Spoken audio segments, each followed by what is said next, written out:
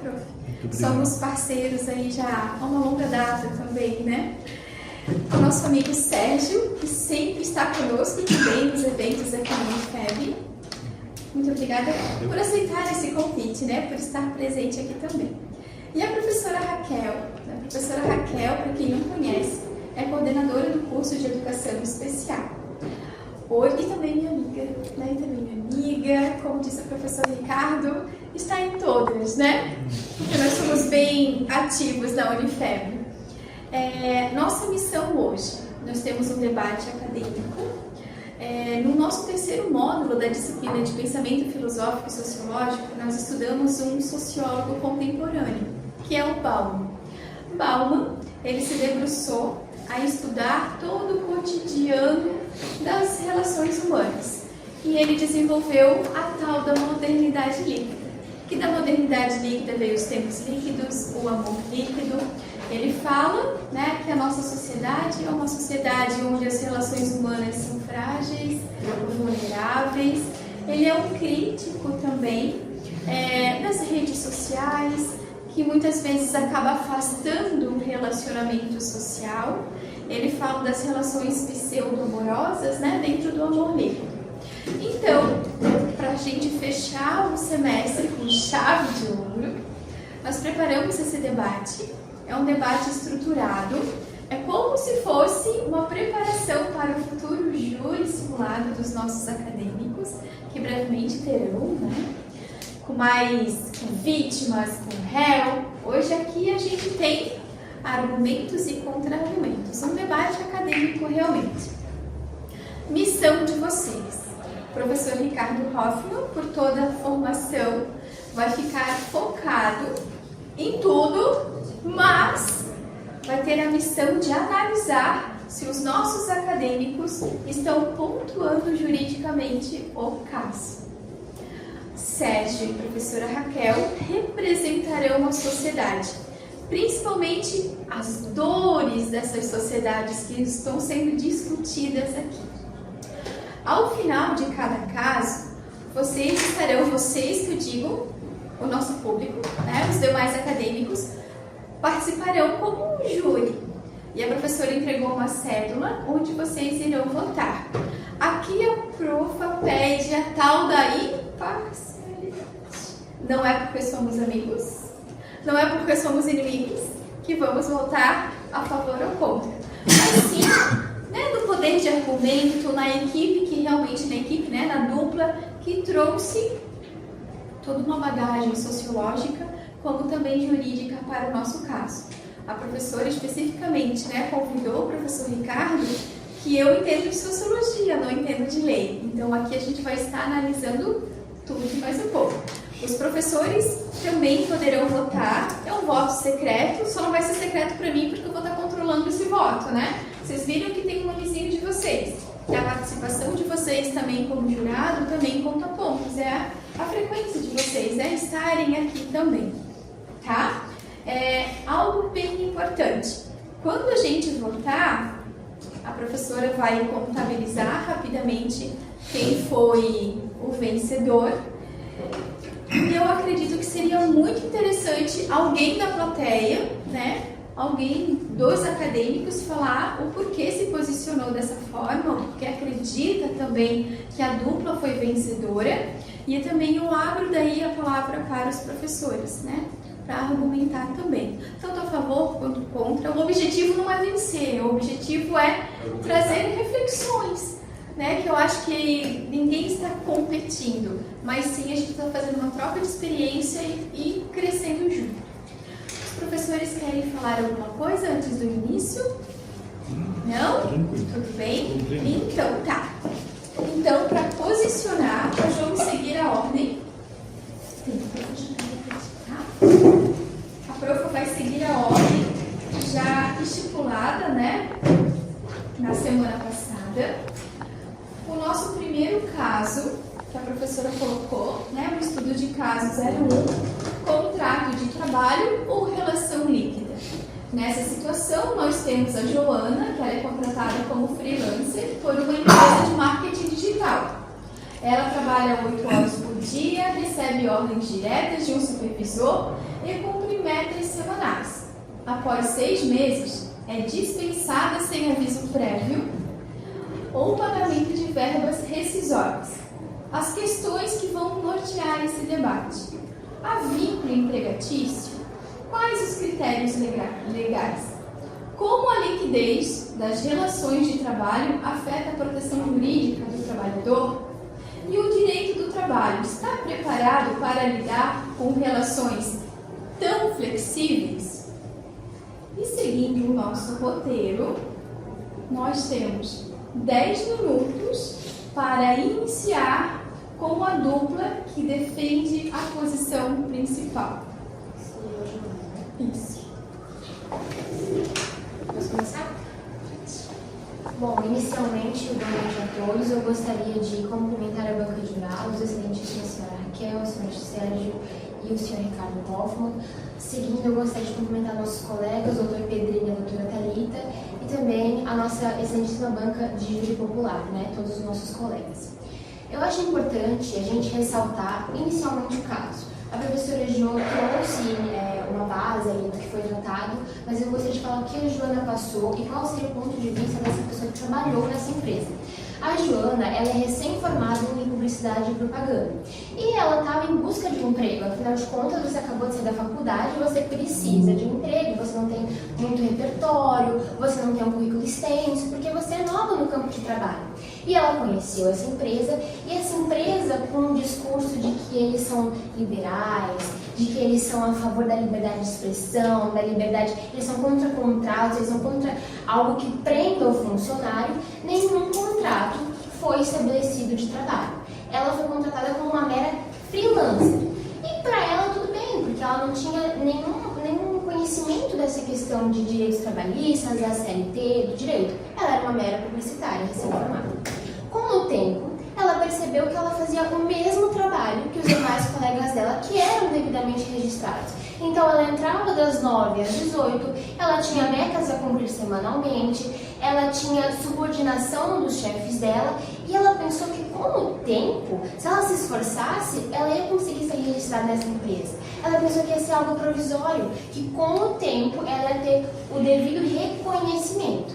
Com o passar dos meses, ela teve a notícia de que o projeto que ela estava participando foi encerrado e ela não teve nenhum dos direitos que ela deveria ter resguardados. Então, ela foi liberada da empresa, não recebeu aviso prévio, justa causa, possíveis férias, FGTS, e aí sim ela procurou os seus devidos direitos e por isso passo a palavra ao meu colega-chefe. Boa noite a todos, senhor Ricardo Hoffmann, senhor Sérgio, senhora Raquel, e demais. Estendo meus cumprimentos aos senhores advogados, ao júri aqui presente, e vamos realmente falar dos direitos.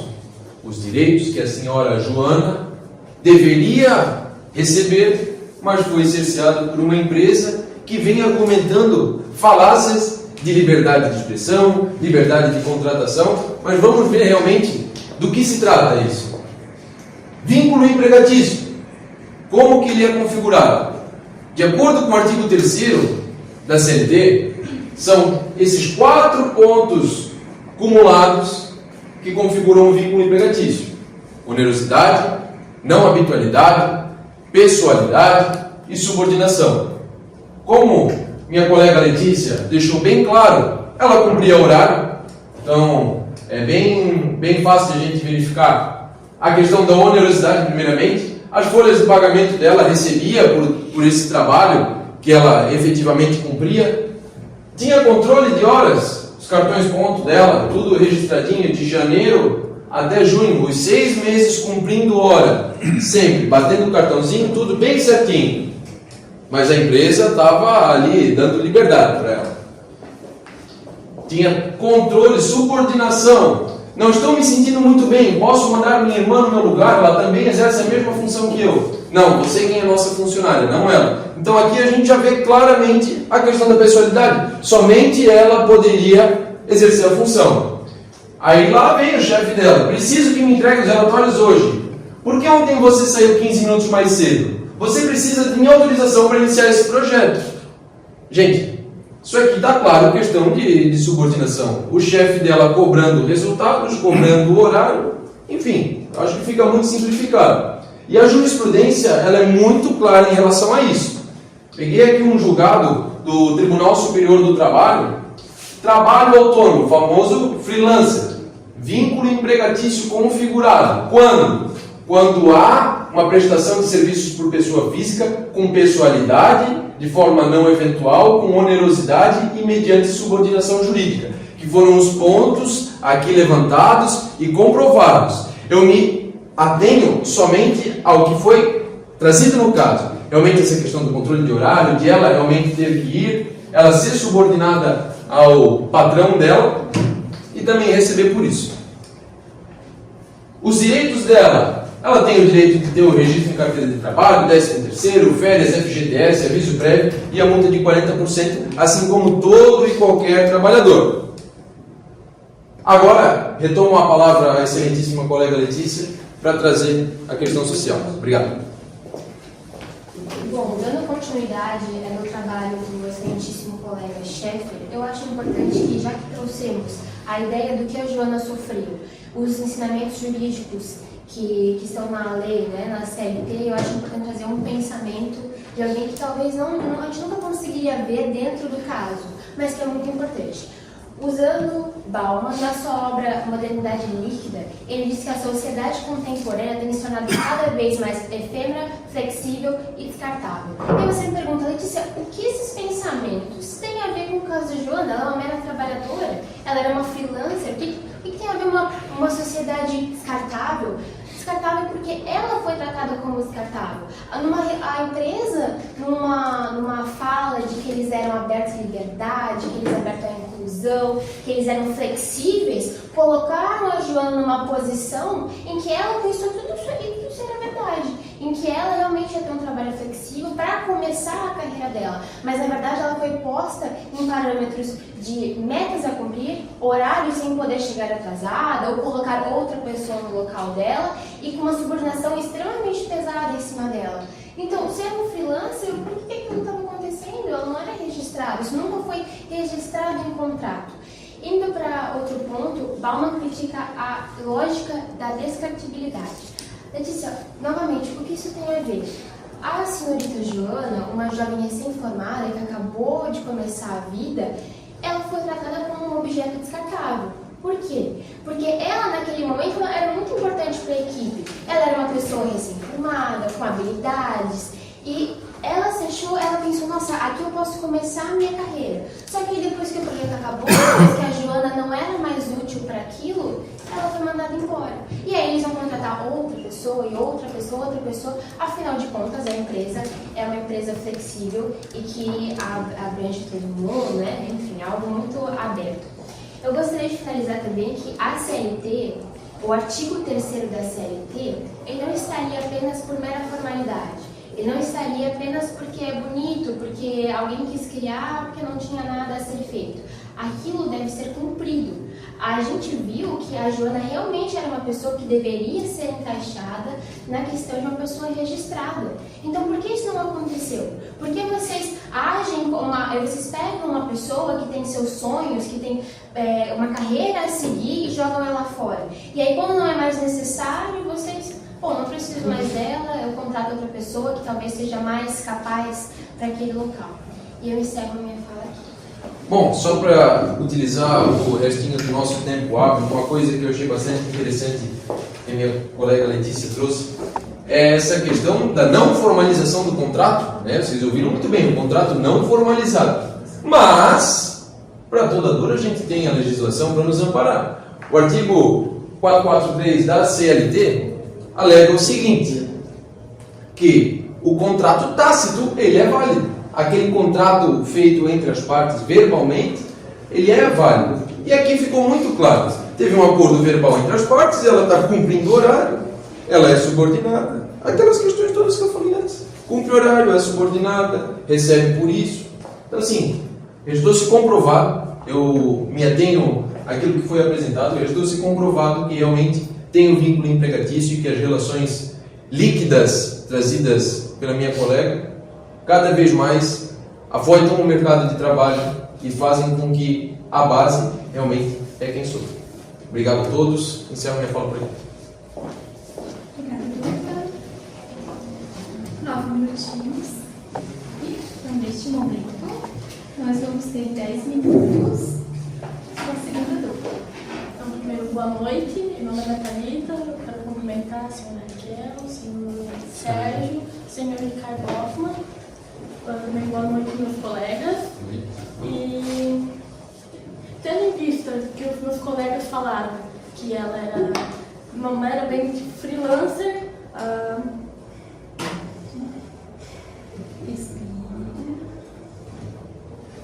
Lembra que nós não estamos julgando nada. A gente só está trocando experiência. Tá.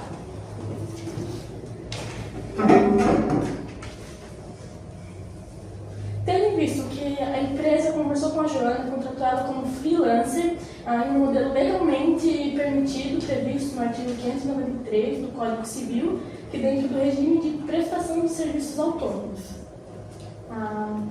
Em momento algum houve registro em carteira ou promessa formal de vínculo empregatício, até porque a empresa trabalhava com a forma de não ter contratos, vínculos, nessa forma com mais prazos. Como eles são uma empresa de marketing, eles trabalham com empresas que têm prazos e, enfim, poderia ocorrer de acabar o prazo e eles não precisarem mais do serviço que ela prestava.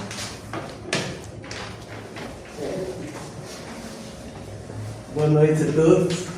Primeiramente, eu gostaria de saudar a nossa banca, o seu Ricardo, o seu Sérgio e a Raquel, meus colegas de profissão, o chefe e a Letícia.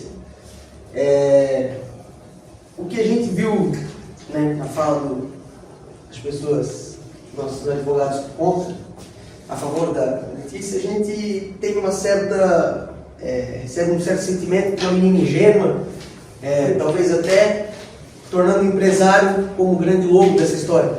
Quando na verdade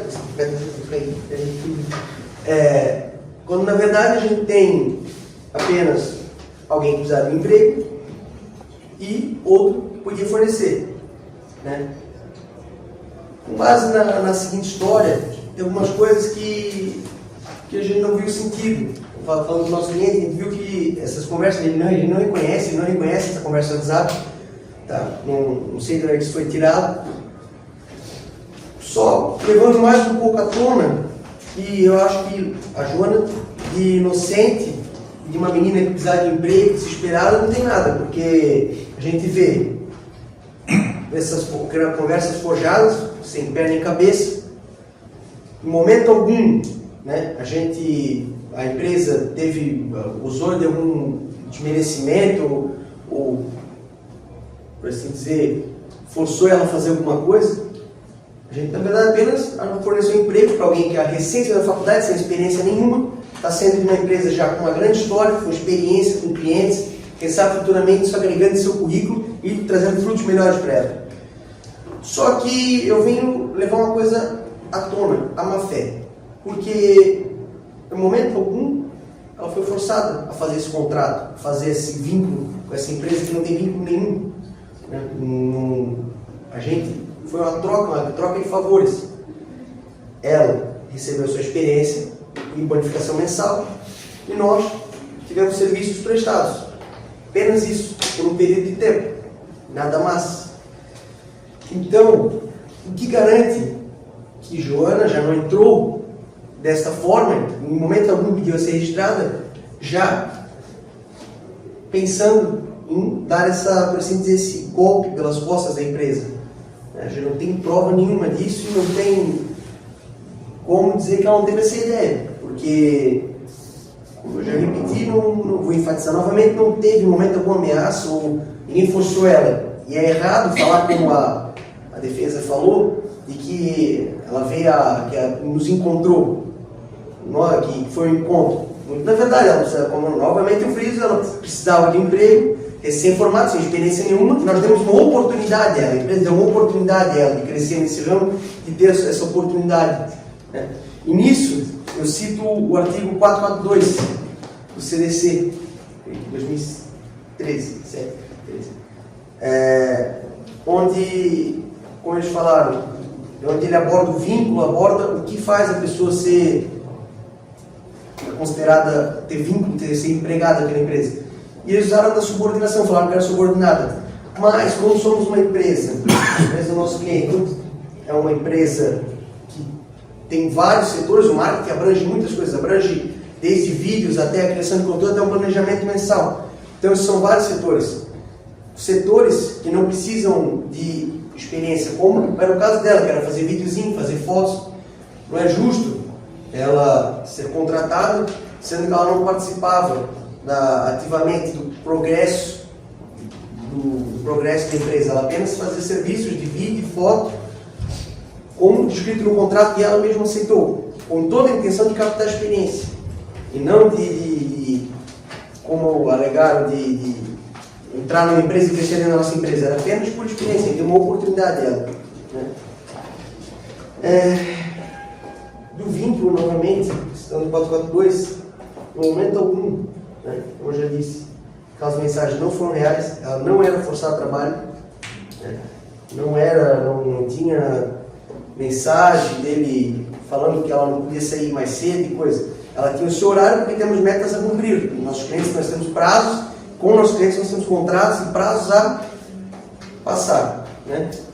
Metas, e se a gente não entregar um serviço bom, infelizmente, acaba sobrando para a empresa, para o nosso cliente. Então, com isso eu venho dizer, acredito que Joana de Inocente não tem nada, por mais que seja uma recém-formada, mas foi uma grande troca de favores e é assim que serve o contrato de freelancer. Ela recebeu experiência, recebeu tudo e a gente deu uma oportunidade além do salário. Passo a palavra para a minha querida advogada ali. Colega.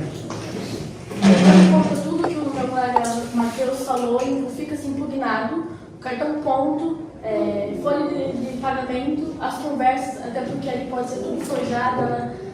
A gente não contratou, a gente tem como provar que não teve contrato. Então, cartão ponto ela pode ter forjado, as conversas não tinham nem número de telefone, nada comprovando, era só pequenas frases que pode ser tirado de qualquer outra conversa, qualquer outro lugar, até combinado. Então fica-se impugnado a exigência de reuniões e metas que foi falada é compatível com a natureza do trabalho criativo, colaborativo em marketing. Para a gente prestar serviço para o nosso cliente, nosso cliente prestar serviço, ele precisa ter reuniões, precisa conversar com o cliente dele. Então ela precisaria estar junto para estar de acordo com o que ela precisaria fazer para fornecer o nosso trabalho de marketing.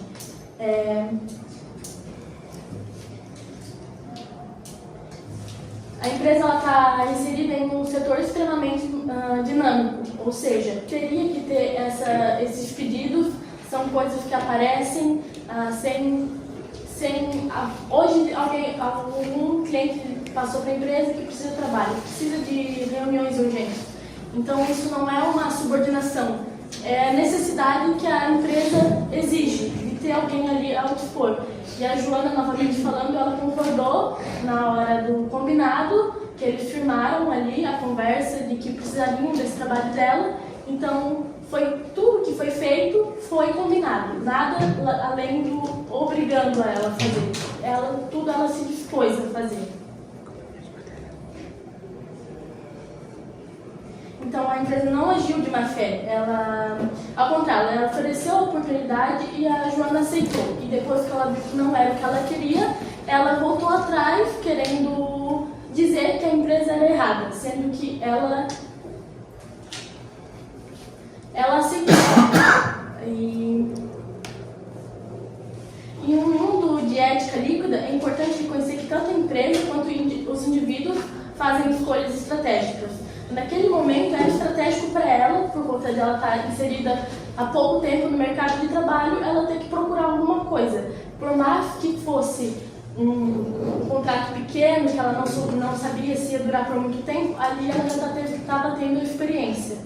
Caso ela quisesse o contrato de trabalho firmado mesmo, ela teria que ter exigido, mas ela não. Ela aceitou a forma que o nosso cliente impôs. Então, fica, como posso falar, fica Fica evidente que ela pode ter agido de má fé, querendo se aproveitar do nosso cliente. E como afirma Bauman, vivemos uma era de relações flexíveis e fluidas. Então, quais as adaptações rápidas é uma exigência do mercado. Então, se a Joana pensa em entrar no mercado de trabalho onde ela não quer que esteja exigências, se ela não quer ser subordinada, ela teria que estar abrindo um negócio que ela mesmo fosse a dona, que ela pudesse colocar as regras e ela mesma fazer da forma que ela quer. Tem mais alguma coisa para falar? Eu acho que dá. 2 minutos. 2? Então, seria essa a nossa resposta. Obrigada, Duda. Agora a gente tem a parte da réplica. 10 minutinhos para a réplica.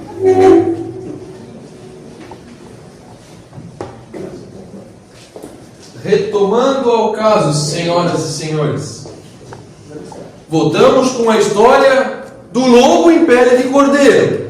A empresa oferecendo uma oportunidade para o funcionário, no caso, para a senhora Joana, que saindo da faculdade, ela tinha muitas oportunidades em várias empresas, mas a empresa foi lá e escolheu justamente ela porque ela era excepcional. E podem atentar a uma coisa que a defesa tentou pugnar.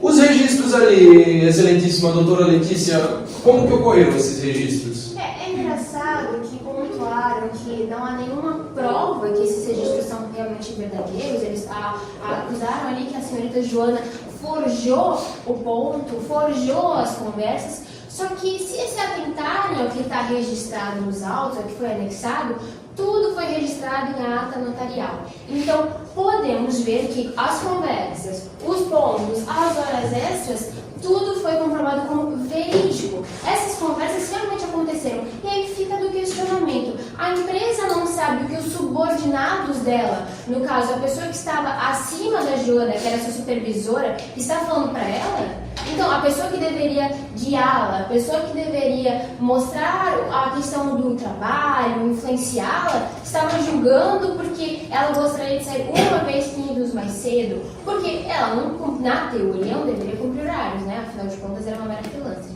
Eu acho engraçado que vocês falam que a má-fé, quem é que vai comprovar que ela não agiu de má-fé? Quem é que vai comprovar que ela não entra nessa empresa simplesmente para depois entrar com pressões trabalhistas? Lembrando que o ônus da prova está com a empresa. Exatamente. Agora, me digam, uma pessoa que chega nos horários, sempre, nunca se atrasou, às vezes fazia hora extra, sempre se dedicava nos projetos em que ela era colocada, era uma pessoa extremamente prestativa e comentava com os colegas, falando que gostaria de continuar na empresa, afinal de contas, ela queria ser registrada. Ela gostaria de ter os mesmos direitos que os demais colegas tinham. Mínimos direitos. Exatamente. E ela se esforçando, como falei anteriormente, se esforçando, chegando no horário, batendo metas, cumprindo projetos, no final das contas só recebeu que o projeto foi cancelado e até mais. Uma coisa que eu achei bastante interessante que os doutores aqui pontuaram foi da ingenuidade da senhora Joana. Concordo plenamente.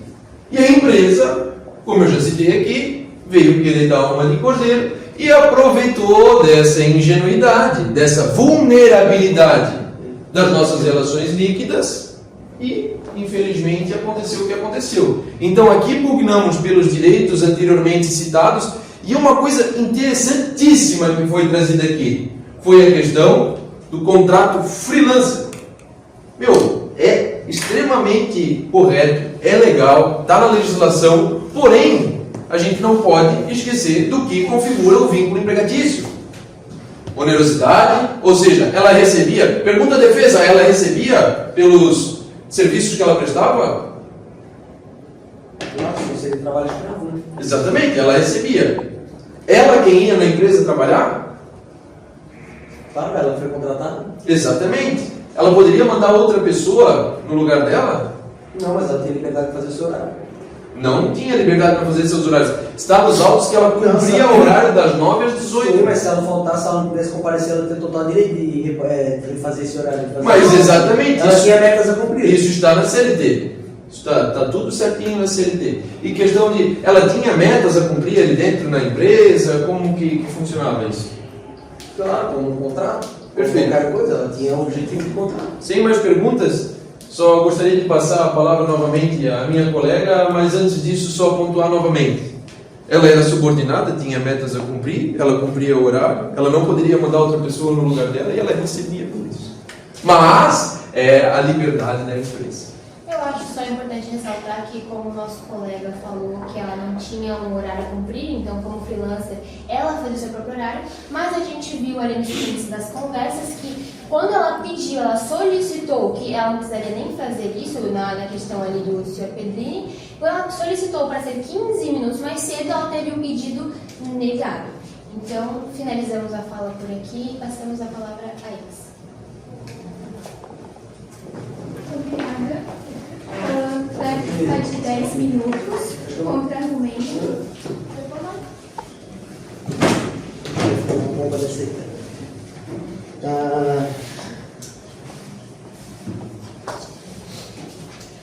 Pelo contrário, ingênua, Joana não tem nada. Né? Como, repito novamente, em momento algum, fomos até ela. Ela veio até nós procurando uma oportunidade, foi o que foi dado.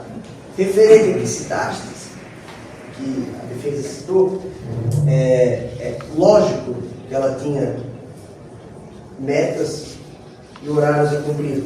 Ela tinha um objetivo de contrato, a gente tem para como a gente, tem como nós, nosso cliente, nós temos metas, horários, prazos a cumprir.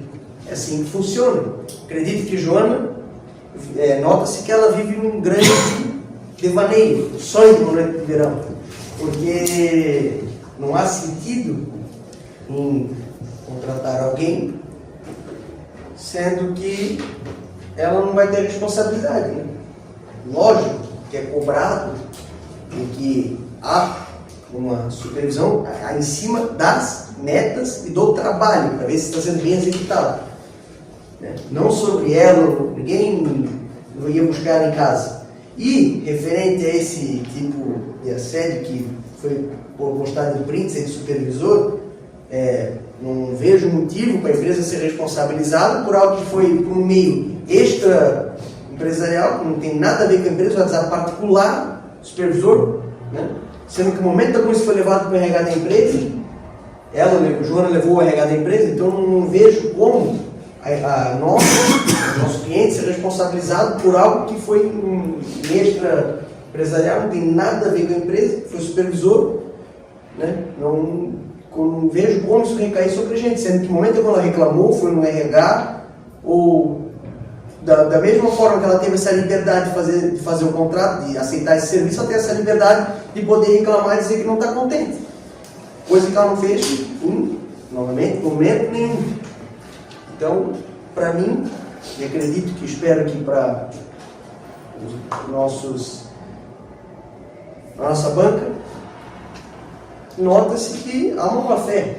Né? Eu vejo uma má-fé nisso aí. Não acredito que se ela teve a capacidade de se formar tudo, em geral não tem nada. Né? Vamos passar a palavra para minha colega.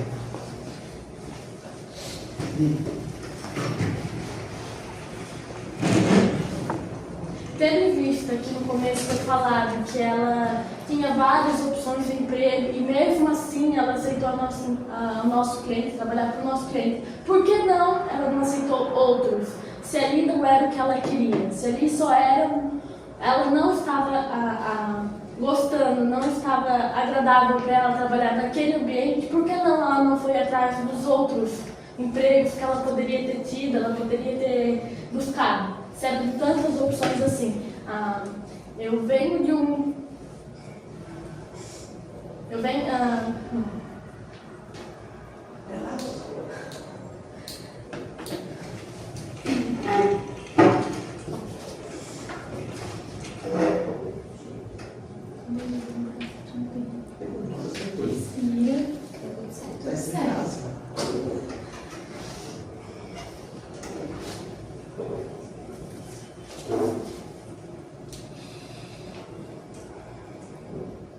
cigarro.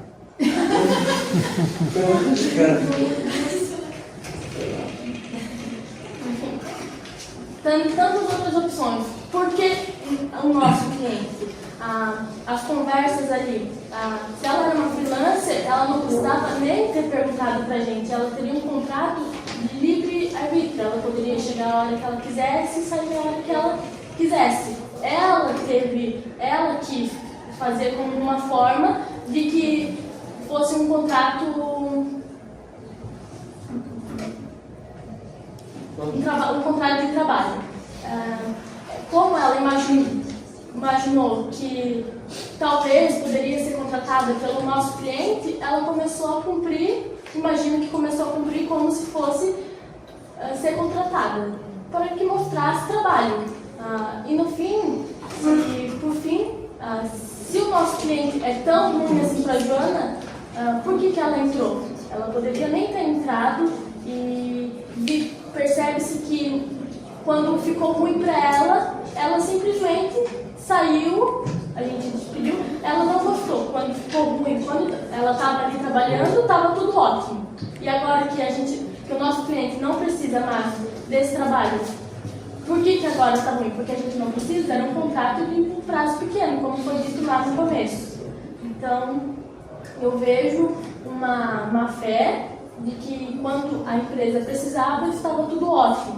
E quando a empresa, infelizmente ou felizmente, não precisou mais do trabalho dela, do serviço dela, ela simplesmente, aí nosso cliente virou o lobo na pele de cordeiro.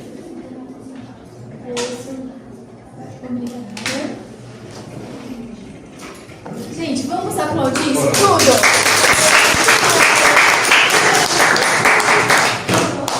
Então, assim, o que a gente vai fazer? Eu não vou deixar eles falar ainda, para não, digamos, influenciar o voto da turma.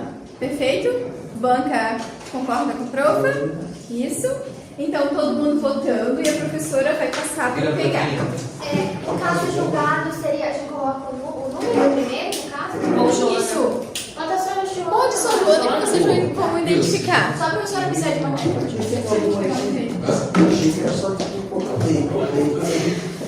podia fazer esse Isso. A gente tem dois pudim, a gente tem dois cartões bem dois. Já pode começar, eu vou fazer só. Não, mas isso a gente já tinha feito. A gente já tinha Não, mas eu tenho utilizado, pô. Não, a gente falou que a gente não faria mais nada. Só que esse foi o que a gente já Virou um caso perfeito, pô, como é que defender, né? Só Não, faltou uma foto dentro do nosso votador. Eu não sei o resultado, mas está muito favorável para. Realmente só faltou uma chibata, cara. Não tinha o que fazer. Aqui, Eu achei que ia ser o contrato, ia ter um contrato de criança. Não, E entendeu? Ela quis dizer que ela. A mesma coisa, quando o cara é contratado pelo PJ, quis dizer que depois. isso aí, cara, se fosse um caso real, saiu o advogado até preso. Mas é óbvio que queremos saber. Bater ponto, cara. Nem que você vê contrato de freelance bater ponto, cara. É lógico, só A gente esqueceu, cara. Eu sabia que havia essa coisa do contrato autônomo, que acabou esquecendo. Eu coloquei uma jurisprudência bacana. Não, mas é só a folha ponto, não é nada. Vocês pegaram no chat, é vocês? Vocês pegaram no chat ou nada? Não, Photoshop. Conversar um com o outro, tira print e colocar. Mas foi até notarial. Tá nos autos, A gente vai parar de falar com ele. eu vou falar isso pra você, mas vai ficar feliz. Você tem a técnica pra mim. Eu vim preparado para a gente não falar só por isso, quando eu vi isso aí. E vamos fazer assim, enquanto eu vou voltando, eu vou abrir a palavra para a banca. Perfeito? Enquanto eu vou fazendo a montagem, pode ser? Então, professor Ricardo, representante jurídico. Qual é a fase? Terceira fase. Terceira fase. Muito bem. Parabenizá-los. Né? Já na terceira fase com a atividade, aí a professora Júlia, isso é importante. A oratória, a fala, como a escrita, sempre menciono isso para os acadêmicos, é um exercício. Quanto mais vocês escreverem, claro que aí exige, a leitura é fundamental, mas quanto mais vocês escreverem, melhor vocês vão ficar. E a oratória é a mesma coisa. Quanto mais vocês enfrentarem essa situação, melhor vocês vão ficar.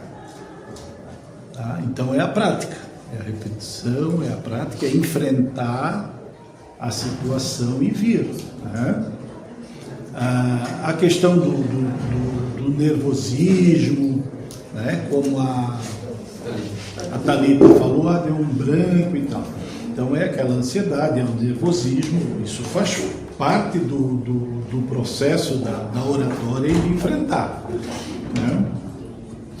E vocês vão adquirindo essa tranquilidade, essa calma, com o passar do tempo, com o exercício. Então, parabenizo pelo enfrentamento. É isso. Tens que começar. Vocês têm que começar em um momento. E é isso que vai tornar e vai dar essa segurança, essa tranquilidade maior para vocês. Eu gostaria de ver um slide de vocês lá bem no começo, acho que foi um dos primeiros aí. Esse aí. Então, o artigo 3º. Vocês fundamentaram o vínculo empregatício, onerosidade. Não habitualidade é o quê? Não habitualidade é porque se você tiver, por exemplo, justo. É a habitualidade, não pessoa. Então vejam, e você, claro, como vocês tinham muita coisa para falar, muita coisa para dizer, vocês deveriam ter. Não, tá certo, professor, tá certo. Não habitualidade, habitualidade é o quê? Ter o hábito de fazer algo. Não, que é frequente. Habitualidade é o que é frequente. Não, habitualidade seria por quê? Pontual. Então eles estão dizendo o seguinte, olha, não é habitualidade. Algo que vocês poderiam ter explorado. Claro que a questão da ansiedade, daquela coisa toda, tá? Mas então, vocês poderiam ter explorado isso. Olha, tanto é que vocês estão dizendo que não era habitual. Na verdade, o que eles queriam dizer, não, é habitual. Foi um equívoco ali na hora de interpretar ou na hora de digitar, colocaram não habitual. Então, o vínculo empregatício a habitualidade é um dos critérios de requisitos. Tá? E eles trocaram que vocês poderiam ter explorado. Tá? Então, num debate, sempre é bom, tem que estar atento. Eu sei que é muita informação, é muita coisa. E é esse exercício que vai dando esse tino, essa coisa de pegar e tudo mais. O Pedrinho? Mateus, assim, em algum momento usou da ironia. É interessante. Tem que tomar um cuidado para essa questão da ironia não ficar um ataque pessoal. No caso da Joana, né? Para não virar um ataque pessoal que pode pegar mal. Mas a ironia é interessante, volta e meia, soltar uma ironia, deixa assim, porque para usar da ironia, há necessidade de conhecer bem, de usar da inteligência, é um recurso interessante, tá? Num debate. Mas tem que ser bem colocado. Em algum momento eu vejo que tu colocou bem até, fosse assim irônico, colocou algumas questões. Por outro lado, em algum momento me pareceu um certo ataque à Joana, e tu tens que cuidar. Em algum momento tem que talvez vais utilizar disso para descaracterizar, para dizer, olha, ela não está usando de má fé e tal, mas vocês têm que ter um certo cuidado nessas questões. Tá? Eu não sei as questões, vocês utilizaram do recurso, né, de utilizar de provas, isso foi pré-estabelecido ou ficaram à vontade para criar? Poderia ser criado em provas, circunstâncias. Tanto que um dos critérios... A outra parte teve acesso a isso? Não. Isso, então... Tá. Não é o júri, né? Se fosse o júri, tinha que protocolar, né? Não foi. Não foi. Tá. Isso, claro, dificulta o rebate, porque vocês souberam na hora, aqui. Então, isso é um ponto que dificulta, né? Mas vocês poderiam ter utilizado, então, já que isso ficou em aberto, vocês poderiam ter usado desse recurso, ter trazido um contrato de prestação de serviço. Né? A dupla, nesse aspecto, foi interessante, porque no direito, o que vai mandar é a prova. A empresa poderia ter razão? Até poderia ter razão, mas não fez prova. A Joana tem razão? Fez e apresentou as provas. E no direito vocês têm que focar muito em todas as áreas, tá? Independente, trabalhista, civil e tal. A prova é importante. Vocês vão se deparar no futuro, quem for advogar, que muitas vezes o teu cliente tem razão, mas ele não consegue fazer a prova. Aí ele provavelmente não vai obter sucesso. Tá? Então, vocês poderiam ter, já que ficou aberto esse recurso de criar a prova, para trazer os argumentos, né, e fundamentar, ter construído um contrato, como eles construíram a fichinha, bateu o cartão ponto, então construiu a prova. Claro que na vida real nós não podemos construir a prova, né? Não podemos, o advogado não pode inventar prova, mas aqui no exercício poderia fazer.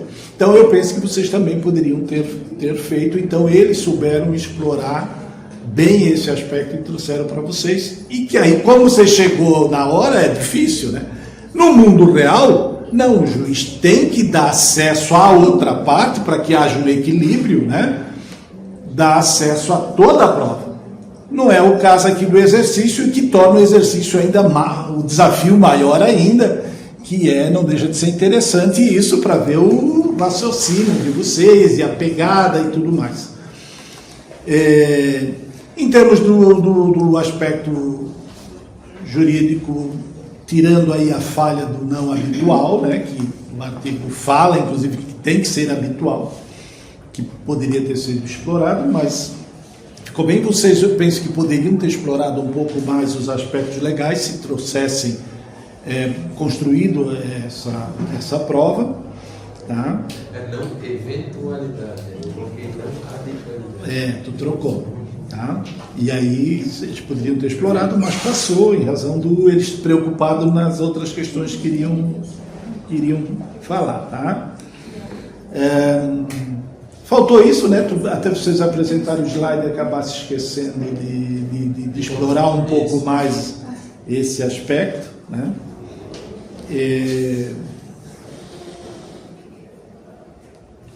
O que mais que eu teria trazer de contribuição? Penso que seria isso. Poderiam ter penso que explorado muito, como o Bauman foi, em algum momento vocês exploraram, mas eu penso que vocês poderiam ter aprofundado um pouquinho mais nessa questão sociológica e tudo mais, né? O caso relatado, claro que tinha liberdade de construir prova, poderia facilitar um pouco, mas a missão de vocês diante do caso apresentado, tá? Eu vejo que era um pouquinho mais difícil, né?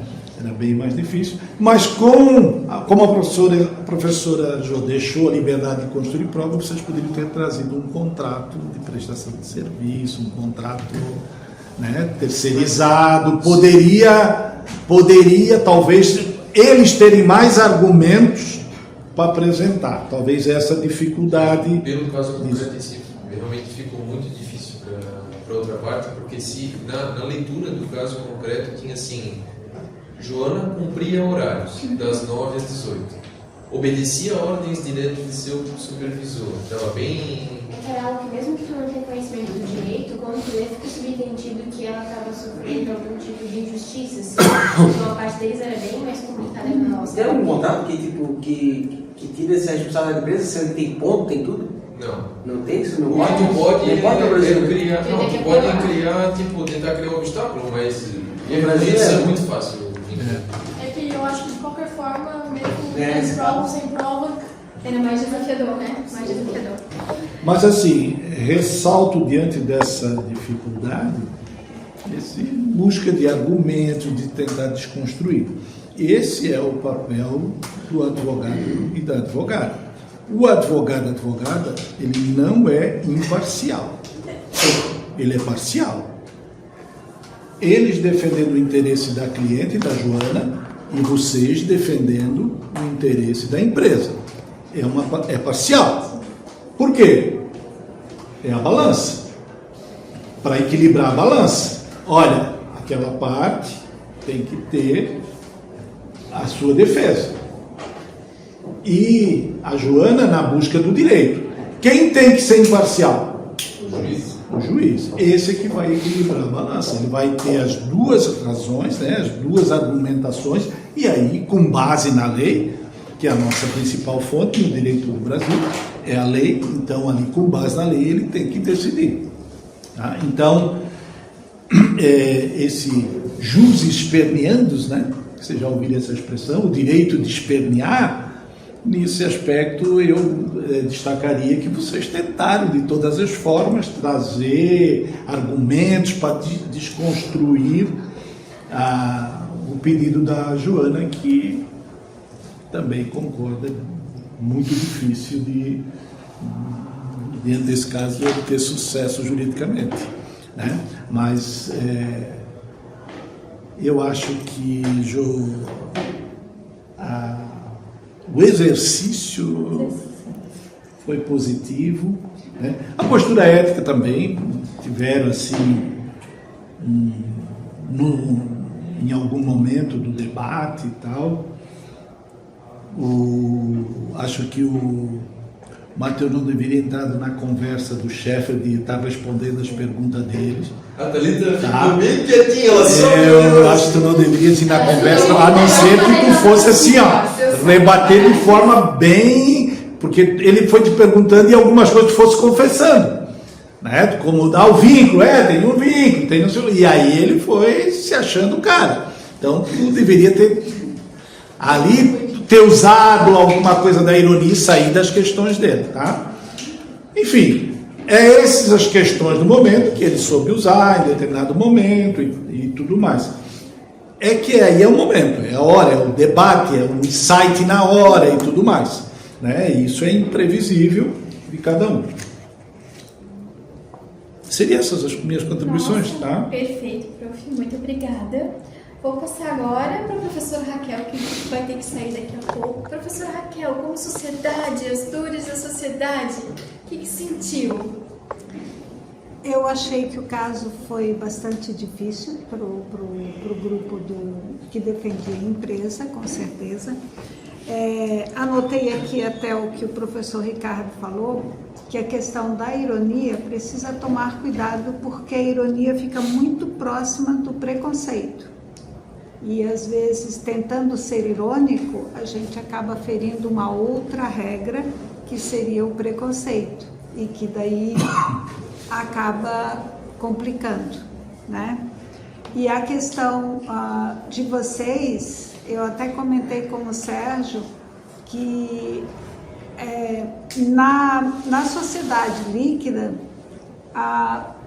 o contrato, muitas vezes, não é o contrato com a pessoa, porque é o contrato do serviço.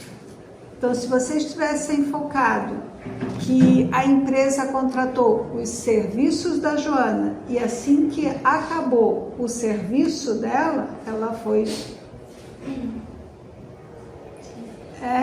porque daí a empresa não dispensou a Joana, a pessoa. Ela terminou o trabalho que ela tinha que fazer. E como terminou o trabalho que tinha que fazer, na sociedade líquida é isso que acontece, né? Tu és contratada para fazer um trabalho. Terminou o teu trabalho, tu és dispensada. Em nenhum momento a empresa sinalizou que ela seria contratada, então foi só um contrato para aquele serviço.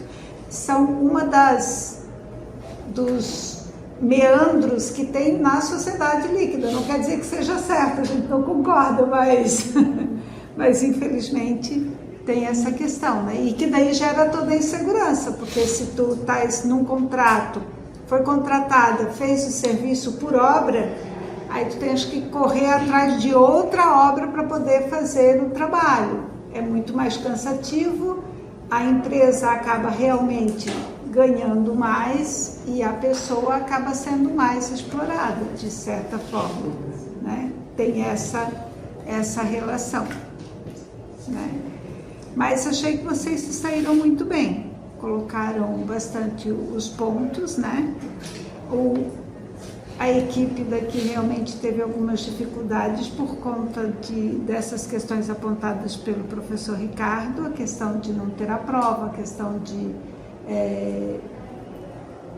do argumento estar em cima do argumento, do contra-argumento estar em cima do argumento do outro e não ter feito o próprio argumento. Então teve algumas questões, mas tudo isso é aprendizagem, tudo isso é um momento de aprender. E ainda bem que vocês estão aqui na sala de aula e não no júri de verdade, né? Porque aqui vocês podem errar. Aqui vocês podem ter branco. Aqui vocês podem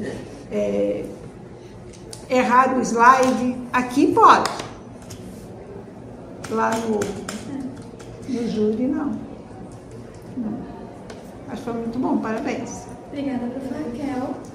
Sérgio? Isso aí. Eu tenho uma frase que eu gosto muito, eu sou professor de artes marciais, então na arte marcial a gente diz que a repetição ela gera a perfeição. Então no caso dela, ela ficou muito nervosa, então acabou aquele impacto que dá, poxa, a empresa vai ganhar de qualquer jeito. Não, só o motivo dela estar nervosa ali já fez com que, pelo menos eu, já fez com que eu ficasse já com o pé atrás. Pô, será que a empresa está correta mesmo? Será que não? Então eu já fiquei meio assim. Então a questão ali de repetir bastante, ensaiar bastante para depois chegar lá na hora do júri, ter essa coisa. Ele, por exemplo, eu achei fantástico a expressão corporal dele, né? Ele me ganhou na expressão corporal, enquanto não estou julgando a pessoa, tá? Enquanto que ela ficou sentadinha ali e tal, ele saiu, foi e veio, né? Mostrou todo aquele empenho corporal dele ali, chegou a me ganhar. E eu creio que ganhou os outros júris também, né? Então, eu acho que essa coisa ali da repetição, repetir mais vezes para chegar no momento ali e não errar, é fantástica, é perfeito. Eles foram perfeitos em tudo. Na fala, apresentaram legal assim essa questão corporal ali que chama muita atenção. Os dois foram perfeitos também. E era isso. Era mais ou menos isso aí. Então, assim, parabéns para vocês por essa expressão corporal que apresentaram para a gente e também todas as provas e tal. E vocês também parabéns por estar entrando nesse negócio aí. Por encarar. Por encarar, porque não é fácil não. Vencendo desafios, né? Vencendo desafios. Algo que é muito importante, eu acho maravilhoso esse exercício, porque se a gente fizesse amanhã um outro, seria melhor.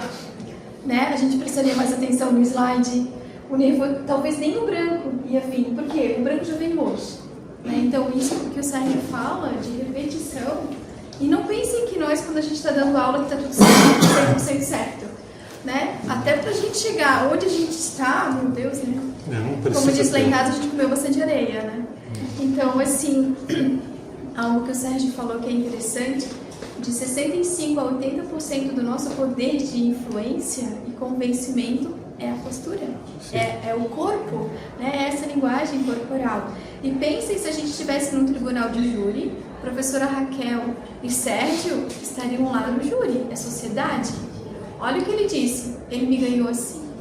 Olha a importância da aproximação, vai, volta, conversa. Um aprendizado para todos nós, né?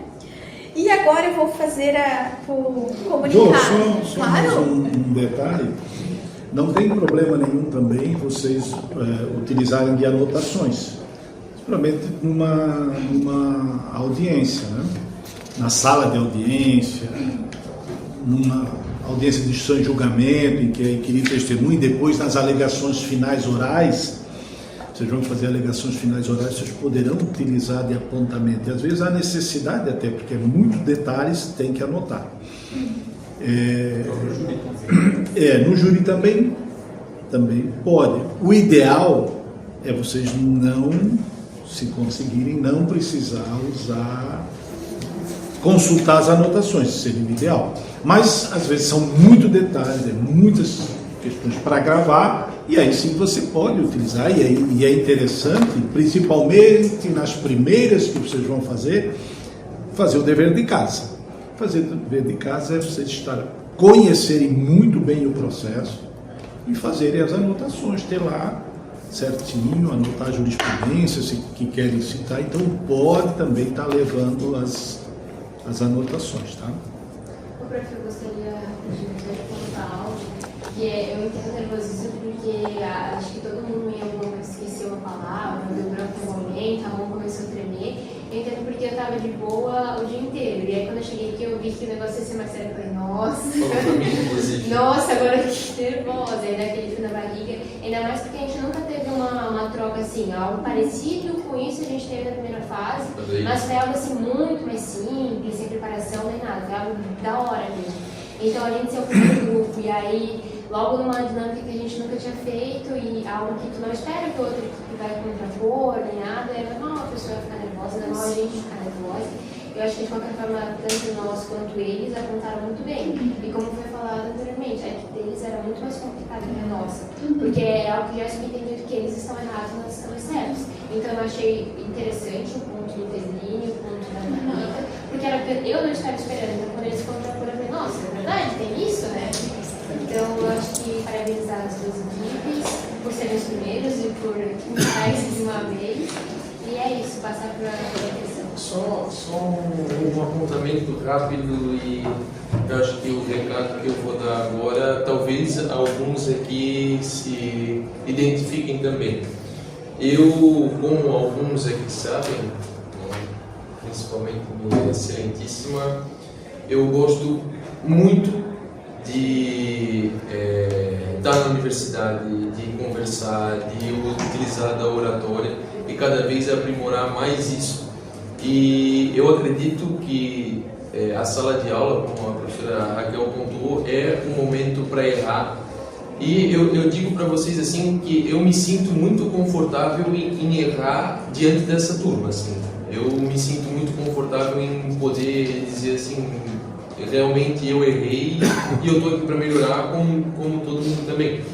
E eu gosto muito desse negócio acadêmico e eu acho que a felicidade está naqueles instantes que a gente gostaria de transformar eles em eternidade. E quando eu estou falando e praticando oratória, desenvolvendo atividades, não estou parado, tenho certeza de que esses são os momentos realmente felizes da minha vida acadêmica.